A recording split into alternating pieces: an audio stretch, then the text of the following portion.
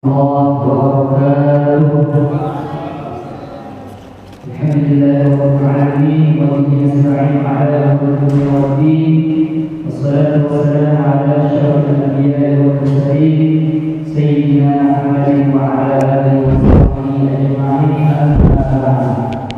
Jamaah Masjid Al-Islam Karyamu Al-Tahir beserta para pembina, pengurus dan yang tercinta anak buah santri Pondok Pesantren Al-Hifdzul Quran Darul Haq Al-Bahrain. Insyaallah sebentar lagi kita akan bersama-sama mengikuti kajian kitab kuning, kitab tafsir Al-Jalalain, mendalami kandungan makna setiap ayat-ayat dari Al-Quran yang akan disampaikan oleh Al-Ustaz Al-Mukarram Al-Fadhil Ustaz Haji Hasnul Baba SCMA, yang mana beliau merupakan alumni Universitas Al-Azhar Kairo Mesir, mengambil S1 dan S2 di Al-Azhar Kairo Mesir. Baik, kepada seluruh anak santri dan kepada seluruh jemaah agar mengikuti kajian dengan hikmat, dengan serius, insyaallah semoga apa yang kita lakukan di pagi hari ini merupakan kajian perdana yang dilaksanakan oleh Masjid Al-Tahir Karyamu bersama dengan Pondok Pesantren Al-Hifdzul Quran yang disetujui oleh Yayasan Al-Islam Karyamu. Insyaallah kajian ini kita akan adakan secara rutin setiap Ahad pagi. Semoga kedepannya bisa lebih ramai lagi, lebih banyak jemaah lagi yang bisa mengambil manfaat dari kajian kitab tafsir Al-Jalalain. Baik, segera kita mulai kepada pemateri Ustaz Haji Hasnul Baba SCMA, katanya Fadilul Syukur.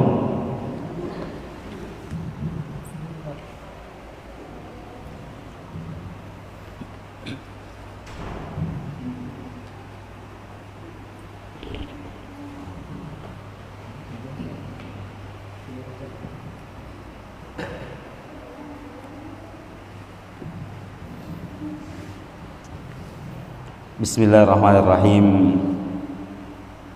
Assalamualaikum warahmatullahi wabarakatuh.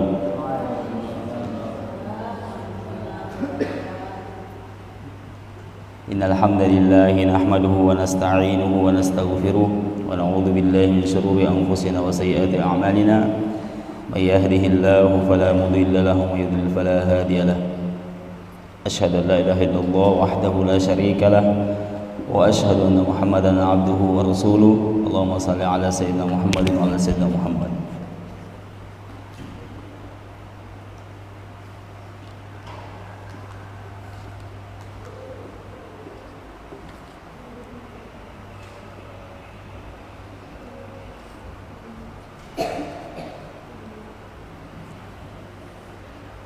Kitab yang ada kita pegangi sekarang ini namanya Kitab Tafsir Al-Jalalaini.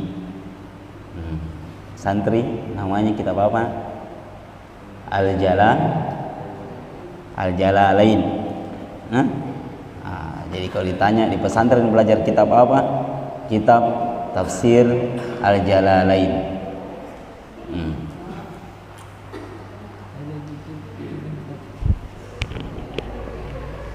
Bismillah.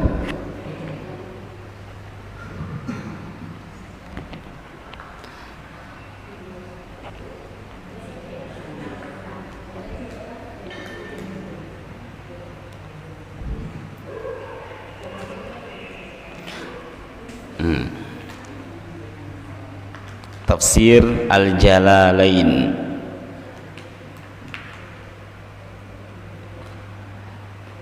Apa itu tafsir? tafsir, di dalam ulumul Quran ada namanya ulumul Quran, ilmu-ilmu yang mempelajari Al-Quran, ilmu-ilmu yang berkaitan dengan Al-Quran. Jadi kalau orang bilang ulumul Quran, ilmu yang mempelajari Al-Quran, berarti banyak di dalam dipelajari. Ada 5 yang dipelajari. Yang pertama apa? Masdaruhu, sumbernya Al-Quran dari mana. Jadi yang dipelajari itu dalam ilmu Al-Quran, sumbernya dulu siapa, dari mana, dari Allah Ta'ala. Berarti yang dipelajari siapa? Allahnya. Yang kedua, karena dari atas, dari Allah Ta'ala, maksudnya bukan di atas sana bukan di atas langit di sana, karena menurut kita langit di atas itu kita kan terputar. Jadi tidak bisa kita tidak bisa menunjuk Allah di mana, walaupun ada ayatnya Ar-Rahmanu 'alal 'arsy istawa, walaupun ada ayatnya bahwa Allah Ta'ala istawa 'alal 'arsy. Ada, kenapa saya tidak artikan istawa? Karena kita tidak tahu artinya apa dalam bahasa Indonesia. Kalau diartikan dalam Al-Quran namanya bersemayam. Apa sih bersemayam? Maksudnya bersemayam, apa itu bersemayam? Tinggal. Bagaimana caranya? Tinggal duduk. Ya, kalau saya duduk di suatu kursi, di satu tempat, berarti tempatnya jauh lebih besar daripada saya. Jadi makanya tidak bisa diartikan bersemayam atau tinggal duduk. Contoh, kita bersemayam dalam masjid. Kenapa kita mampu bersemayam dalam masjid, duduk dalam masjid? Karena masjidnya jauh lebih besar. Jadi kita tidak mungkin duduk di tempat yang kecil, yang tidak cukup badan tak. Makanya tidak ada artinya. Itu yang pertama, Allah yang dipelajari. Tapi di sini kita tidak pelajari. Nanti di kelas tauhid. Yang kedua, nuzuluhu, dalam ilmu Al-Quran itu yang dipelajari turunnya ini Al-Quran, bagaimana caranya turun. Apakah datang malaikat bawa kitab ke Nabi Muhammad, atau datang secara sedikit demi sedikit? Kira-kira bagaimana? Datang bawa Jibril, datang bawa kitab tafsir kayak begini, kayak Ustaz Firman tadi kasih saya kitab. Dia bilang ke Nabi Muhammad, tabi. Begini caranya. Itu yang dipelajari, nuzuluhu, turunnya. Yang ketiga, hifzuhu, hafalannya, menghafalnya. Itu. Nah, salah satu syarat orang menjadi ulama harus paham ulumul Quran. Berarti harus paham ini nanti yang 5, baru dibilangi guru tak, baru kita mampu dibilangi ustaz. Tapi kalau tidak paham ini masdarnya, dari mana paham siapa itu Allah Ta'ala. Yang kedua, dia tidak mampu jelaskan turunnya Al-Quran. Apalagi yang ketiga, dia tidak hafal Al-Quran, lalu dipanggil ustaz, namanya ustaz TPA bukan ustaz asli. Jadi kalau di Mesir itu, kalau di Arab ada namanya kalau ulama ustaz muda, istilahnya baru tamat S1 namanya license, kayak saya LC. Tamat S2 magister, tamat S3 namanya doktur. Jadi kita panggil orangnya doktur, ya doktur. Maksudnya orang yang sudah tamat S3-nya. Di atasnya doktur, profesor. Bahasa Arabnya profesor, al-ustaz. Jadi al-ustaz Itu di Arab. Sampai di Indonesia kata-kata ustaz turun derajatnya. Semua yang mengajar di TPA namanya ustaz. Jadi di Arab apa itu ustaz? Profesor. Di atasnya doktor. Jadi kalau dia bilang al ustaz doktor Ali Jum'ah, itu berarti profesor doktor Ali Jum'ah MA. Itu bedanya. Jadi kalau di sana memang ini syaratnya menjadi ulama. Jadi anak-anak nantinya caranya lihat orang ustaz bagaimana, gampang sekali. Sebenarnya siapa yang dibilang ustaz? Makanya hati-hati Budi, lihat-lihat di YouTube, lihat-lihat di HP tak sembarang ustaz ini. Siapa tahu yang kita dapat ustaz beleng-beleng.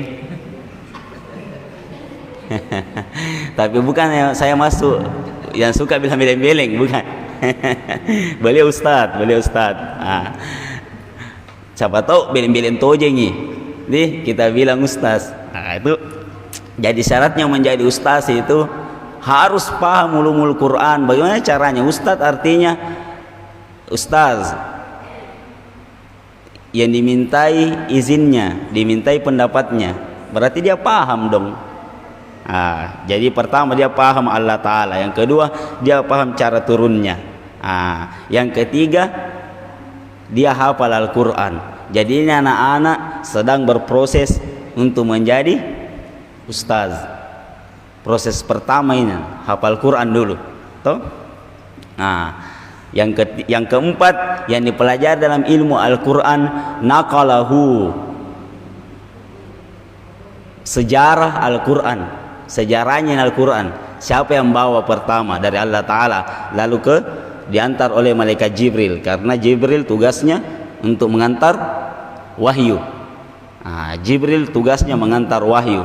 Jadi Jibril yang paling istimewa karena dia yang bawa kata-katanya Allah Ta'ala.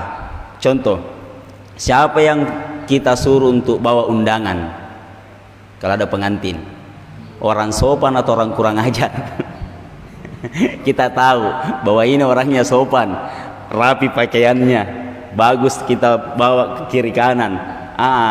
Dia yang bawa undangan. Sama ini, Al-Quran dibawa oleh malaikat yang paling agung, namanya Jibril.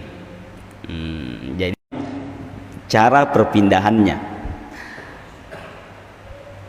dalam Al-Quran, Jibril yang bawa. Jibril adalah malaikat pembawa wahyu azim yang sangat bagus.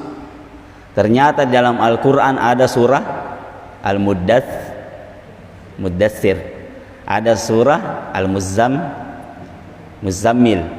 Padahal yang bawa adalah malaikat Jibril. Dia berselimut. Al-Muddatsir artinya surah berselimut. Kenapa berselimut?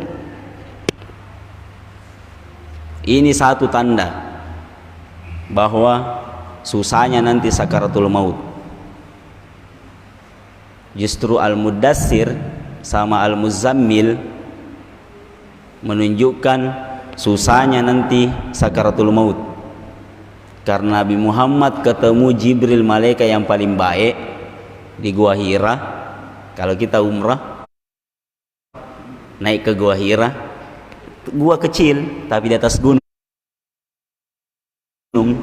ada gua kecil. Kalau kita masuk di situ hati-hati kalau datang sendiri, banyak monyet dan monyetnya besar. Saya pernah, karena saya di sana berapa bulan, 4 bulan 5 bulan di Saudi, belum ada jamaah, umrah masih ditutup dulu. Sebelum haji umrah itu ditutup, tidak ada jamaah, kita sendiri petugas bebas. Makanya kalau kita haji, nanti kalau kita haji sampai di hotel, kenapa ada nama aku di sini? Itu saya yang kerja. Petugas yang kerja. Kenapa namanya? Jadi sebelum kita datang semua petugasnya sudah datang. Makanya kita 5 bulan di Saudi. Naik ke atas ke gua, tidak ada orang-orang. Kita pernah ketemu monyet sebesar ini. Tapi ini temanmu Nana, bukan monyetnya, besarnya Ji. Begini besarnya. Monyet ini besar begini. Ada dulu di di Gua Hira. Kalau kita naik ke Gua Hira banyak itu ini monyet memang, tapi ada neneknya. Biasa datang neneknya. Nah, kembali lagi ke ternyata dalam Al-Quran ada surah Al-Mudassir. Allahu Akbar, berselimut. Saking takutnya Nabi Muhammad, dari Gua Hira datang Jibril kasih lihat dirinya. Takut Nabi Muhammad, lari terbirit-birit. Bayangkan itu dari Gua Hira. Abi biasa lihat ini Gua Hira, Allahu Akbar, jauhnya itu naik ke atas Gua Hira. Bu, pernah lihat Gua Hira? Ya. Oh, di YouTube. Iya, lihat di YouTube. Tapi kalau di YouTube jadi lihat kita rasa bagaimana caranya naik. Susahnya itu jauhnya naik. Sekarang sudah ada tangganya. Sekarang ada tangganya, susah naik. Apalagi dulu Nabi Muhammad tidak ada tangga, Pak. Mustahil ada tangga begitu. Ini tangga sekarang tangga seming. Bagus nih, semen bagus. Naik tangga biasa, naik ke atas. Nabi Muhammad dulu naik ke atas. Ketemu Jibril, lari terbirit-birit saking takutnya. Ramusuki. Apa itu ramusuk bahasa Indonesianya? Menggigili. Beliau menggigil. Demamki, mendadak demam. Padahal yang dilihat adalah malaikat Jibril, malaikat yang terbaik. Bagus mukanya, yang paling sopan. Masuk ke rumahnya, menuju istrinya Khadijah. Istrinya Rasulullah siapa namanya? Khadijah. Beliau janda atau gadis ketemu Nabi? Janda. Begitulah maunya Allah Ta'ala.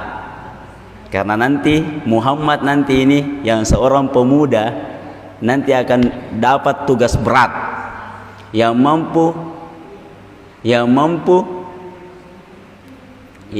menemani untuk ketemu tugas berat ini harus janda. Kenapa? Karena janda banyak pengalamannya. Itu beda gadis. Gadis dapat satu ikan, dia tidak tahu karena ada lagunya itu dalam bahasa Bugis. Coba kita dengar itu di YouTube Bugis, yaitu bahasa Bugis itu uti manen najadi, banda-banda uti topa. Dia bilang apa? Kenapa janda bagus? Karena janda itu berpengalaman. Tuh, kalau gadis kita kasih satu ikan jadinya satu, tapi kalau janda ekornya jadi palu mara, tengahnya bisa digoreng, kepalanya dibakar. Itu maksudnya.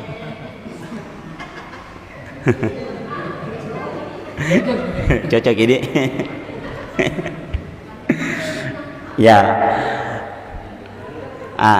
Makanya itu nakalnya dulu waktu di perpindahannya ini Al-Quran. Takutnya ini Nabi Muhammad lari ke rumahnya cepat, diselimuti sama istrinya yang berpengalaman.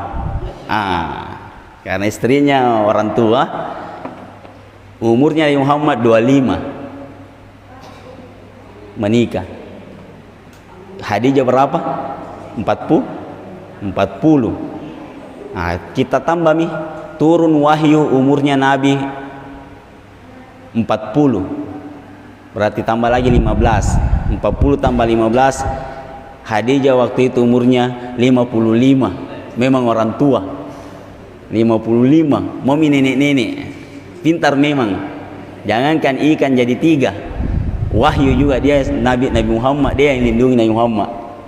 Dia bilang apa? Khadijah bilang apa? Kenapa takut? Tuh, Nabi Muhammad takut. Khadijah bilang apa? Jangan takut, gampang caranya. Kenapa Nabi Muhammad takut? Sahabat tahu iblis yang datang menjelma. Dia bilang, "Enggak usah takut, gampang ji, ada caranya dibedakan iblis sama malaikat." Pintarnya. Ternyata Khadijah yang dapat caranya dibedakan iblis dan malaikat. Kalau saya buka aurat lalu dia tidak datang, berarti malaikat. Tuh, kalau saya buka aurat dia tidak datang, malaikat. Tapi kapan saya buka aurat masih datang kita lihat, berarti iblis. Ketika itu saking takutnya masuk menggigil, namanya ya ayyuhal muddassir, wahai orang-orang berselimut. Ini gambaran bagaimana nanti susahnya sakaratul maut. Karena yang akan kita temui nanti di sakaratul maut kalau orang meninggal dunia adalah malaikat yang terburuk wajahnya. Yang terbaik saja wajahnya. Naik Nabi Muhammad dari jauh dari Gua Hira, terbirit-birit Nabi Muhammad ini orang paling baik. Bayangkan kita nanti yang akan ketemu malakul maut.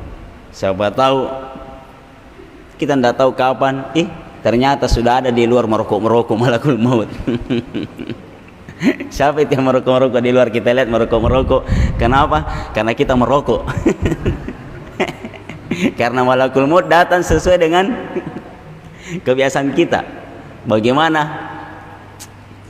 kita kerjakan? Makanya hati-hati berteman dengan siapa. Maka kata Al-Quran, fasa'a qarina, ada satu yang jelek untuk ditemani. Siapa? Akhlak yang buruk. Nanti itu yang datang. Kenapa dia merokok-merokok di luar? Kita kira orang lain, ternyata malakul maut. Sesuai dengan kebiasaan kita. Jelek mukanya, saking takutnya Nabi Muhammad. Itu nakalahunya, perpindahannya. Siapa yang bawa? Yang terakhir, bayan li fahmihi au tafsirihi. Ini Al-Quran kita pelajari. Bayan li fahmihi, penjelasan untuk memahami Al-Quran dan tafsirnya. Itu jadi yang kita pegangi sekarang adalah tafsir. Berarti bagian yang kelima. Bagian yang kelima, tafsirnya, pemahamannya. Tafsir dari kata apa? Tafsir dari kata fassara. Fassara artinya ini, muncul, dimunculkan, sesuatu yang dimunculkan, bukan muncul sendiri. Makanya ada katanya atau sinonimnya al-ibanah. Apa itu ibanah? Penjelasan. Atau al-kashfu, membuka. Atau izhar, menampakkan. Siapa yang mampu tampakkan? Al-Quran datang begini, tidak bisa ini, tidak nampak. Jadi tingkatan untuk menikmati Al-Quran, tingkatannya untuk menikmati Al-Quran sesuai bagaimana kita pahami isinya. Inilah perlunya belajar tafsir untuk dipahami. Jadi ibu-ibu, bapak-bapak hafal Al-Quran? Tidak. Berarti masih kurang satu untuk jadi ustaz. Masih ada kesempatan. Apa itu? Harus tahu masdarnya, sumbernya. Yang kedua, tahu turunnya, karena kita nanti akan pelajari juga cara turunnya. Yang ketiga, nakalnya, cara perpindahannya. Yang keempat, pemahamannya untuk memahami Al-Quran. Kita pahami Al-Quran. Tapi hafalnya susah. Susah susah hafalnya. Makanya ini anak-anak sekarang kenapa kita lihat susah, ya karena dia sekarang lagi proses yang susah memang. Menghafal Al-Quran itu berat. Tapi ada yang lebih berat daripada menghafal. Apa itu nak? Mengingat. Jadi beda hafal, beda ingat. Hafal sudah hafal. Kadang saya sudah hafal namanya anak santri. Karena lama tidak ketemu, saya lupa. Berarti ada yang lebih berat daripada menghafal. Apa itu? Mengingat. Namanya murojaah. Bahasa santrinya adalah murojaah. Jadi kita menghafal Al-Quran, mungkin sudah subuh kita baca 40 kali sudah masuk. Tuh, gampang dihafal. tapi besok lusa tidak dibaca-baca, kita tidak ingat. Begitu yang kita kerjakan. Bapak-bapak makanya bilang susah menghafal, susah. Ternyata bukan menghafalnya yang susah, mengingatnya. Hari ini dia hafal ayat 1, besok dia hafal ayat 2, besoknya hafal ayat 3, besoknya hafal ayat 4, besoknya lagi hafal ayat 5, tapi hilang ayat 1. Itu karena berat mengingatnya. Al-Quran dibuka, artinya dijelaskan. Kalau dijelaskan, contoh, pintu dibuka, berarti tertutup dong awalnya. Nih, berarti tertutup. Al-Quran ditafsirkan, Al-Quran dijelaskan. Apakah sebelumnya tidak jelas? Sudah jelas. Tapi karena kita bodoh, kita yang tidak tahu apa-apa, makanya tertutup. Makanya tertutup. Contoh, takut ke Amerika, was-was kalau kita mau ke Amerika, karena kita tidak tahu Amerika. Tapi orang yang biasa ke Amerika, contoh istri saya bawa ke Mesir, dia was-was, selalu bertanya, kapan sampai orang ini? Was-was, kapan sampai ini? Lamanya sampai ini pesawat, tidak mau sampai-sampai. Tapi saya yang tahu, saya tahu Mesir, santai di pesawat, nonton terus, masih lama, masih ada 4 jam, tenang itu. Masih ada 5 jam, masih ada 6 jam. Karena kita tahu, berarti maksudnya Al-Quran itu dijelaskan untuk orang-orang seperti kita semua ini yang tidak tahu maknanya. Itu secara bahasa. Jadi secara bahasa istilahnya at-tafsir lughatan. Tafsir secara bahasa. Adalah ibanah. Secara istilahan, ilmun yufhamu bihi kitabullahi al-munazzal ala nabihi Muhammadin sallallahu alaihi wasallam wa istikhraju ahkamihi wa hikamihi. Ilmu yang mempelajari cara untuk memahami Al-Quran yang diturunkan untuk Nabi Muhammad. Jadi diturunkan untuk Nabi Muhammad. Wahyu, ini namanya wahyu. Wahyu untuk Nabi. Karena sudah tidak ada lagi Nabi, jadi tidak ada lagi wahyu. Jadi bohong yang mengaku-ngaku Nabi. Pas ditanya apa kitabnya, tidak ada. Padahal mengaku Nabi. Ditanya mana kitabmu, mana wahyunya dari Allah Ta'ala, tidak ada. Padahal syarat utama untuk menjadi Nabi adalah wahyu, ada kitabnya. Jauh lebih bohong yang mengaku Jibril. Ada lagi lebih bohong daripada ini. Kan biasa ada mengaku Nabi, ada lagi yang lebih bohong. Dia mengaku Jibril, mengaku malaikatnya. Dia tidak mengaku Nabi, tapi mengaku dia malaikat. Ada yang jauh lebih bohong, dia mengaku jadi Tuhan.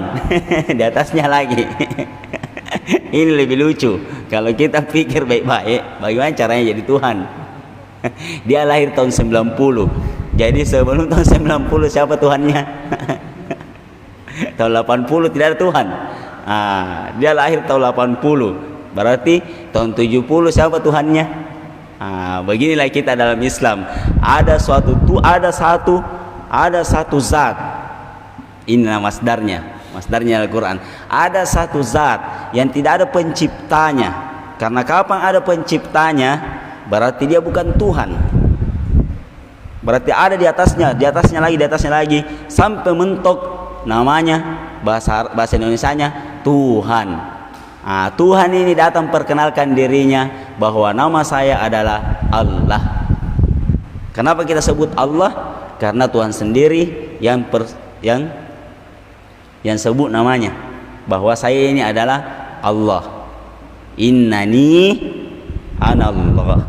Saya ini adalah Allah Ta'ala. Jadi ada wahyu. Untuk apa dipelajari Al-Quran ini? Yang kedua, pertama untuk dipahami. tafsir. Kalau kita belajar tafsir, yang kedua untuk istikhraj ahkamuhu, supaya kita mengeluarkan hukum-hukum yang dikandung dalam Al-Qur'an.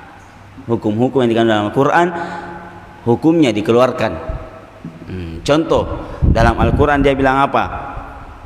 Salah satu kuru atau aqimis salah, dirikanlah salat. Dari kata-kata aqimis salah dikeluarkan hukumnya bahwa salat adalah wajib. Nah, dari situ karena dikeluarkan. Wa hikamuhu, dan hikmah-hikmahnya. Banyak hikmah-hikmahnya Al-Qur'an. Banyak hikmahnya Al-Qur'an. Nah, apa contohnya? Salah satu contohnya hikmahnya Al-Quran. Ya, ini karena kita mau belajar Al-Fatihah.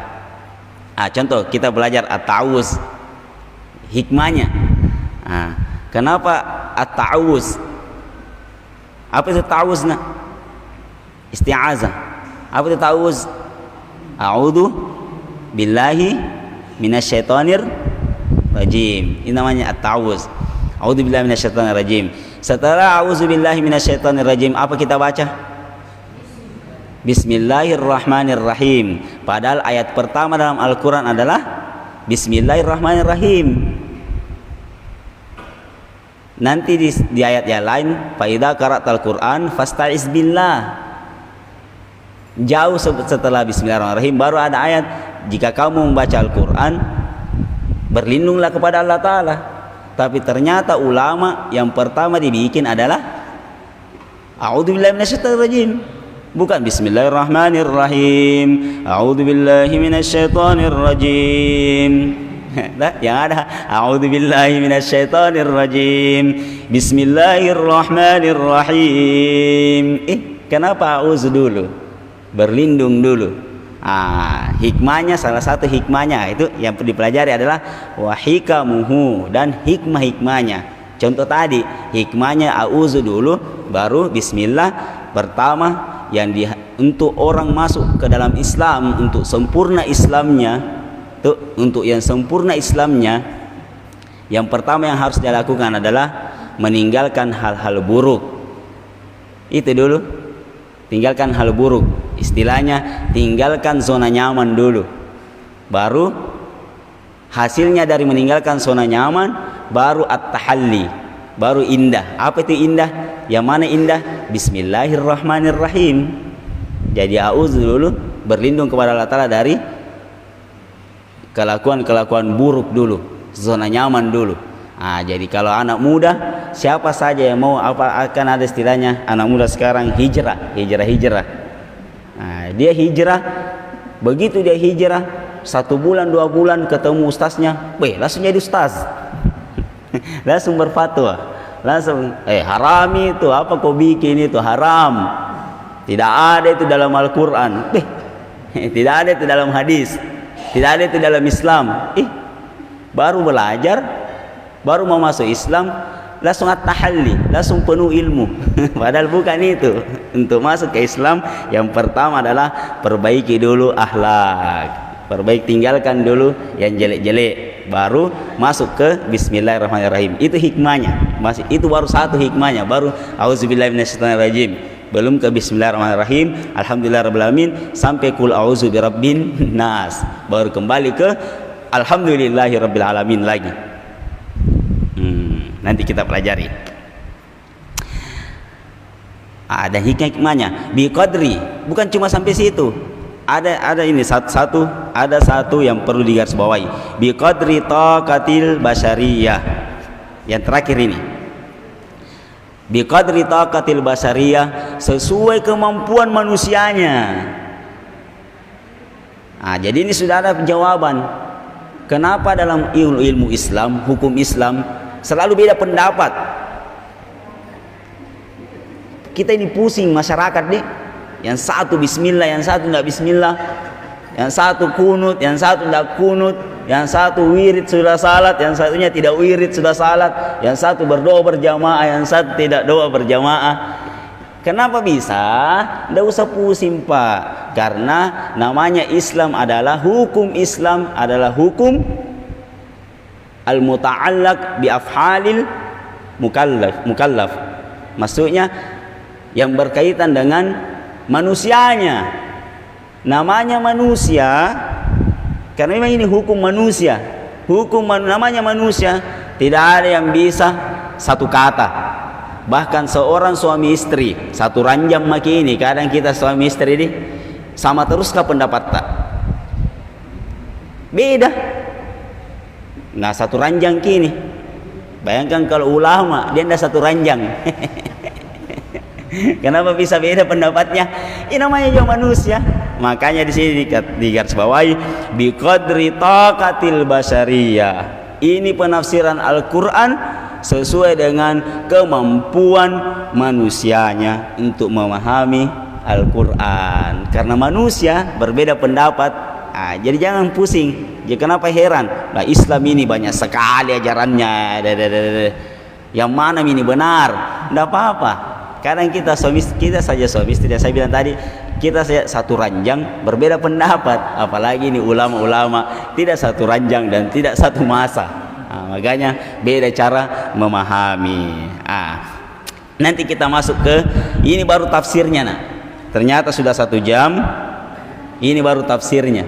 Kata-kata tafsir, belum al-jalalainnya. Ini namanya tafsir. Jadi al-halaqatul ula, pertemuan pertama ini kita bahas tafsiru. Jadi nanti ditelepon sama maknya, apa kau pelajari tadi pagi nak? Tafsiru. Baru tafsirnya. Nih, kita paham gitu. Ilmu Al-Quran tadi nih ada masdarnya, ada nuzulnya. Alhamdulillahirrahmanirrahim.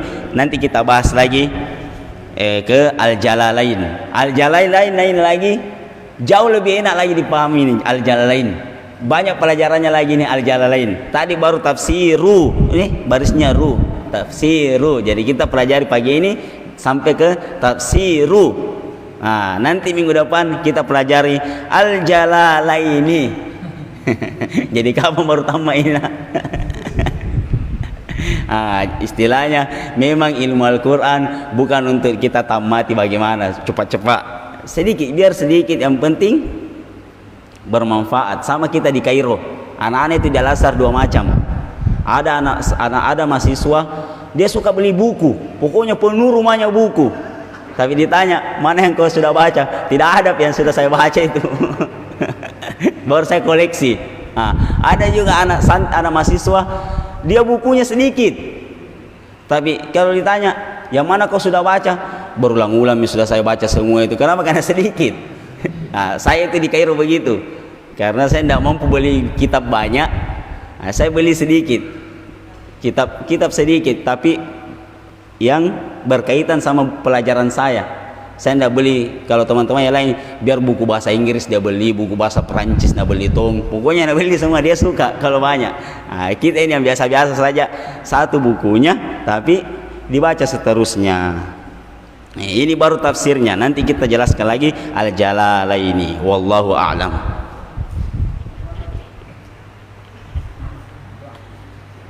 Doa. Sudah jelas? Tidak ada lagi pertanyaan yang tadi? Ayo kita berdoa. Bismillahirrahmanirrahim.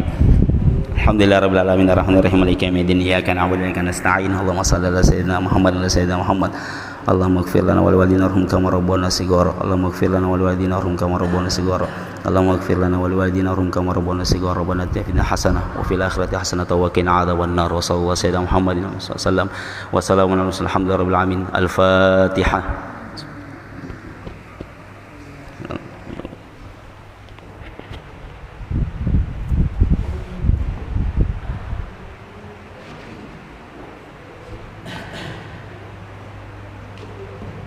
Alhamdulillah, kita tadi pemaparan dari pengajar kita, Ustaz Alhamdulillah, hari ini tidak ada kepuasan dalam diri kita. Selama ini kita memberikan bagi kepada kita, tubuh kita, alhamdulillah pada pagi hari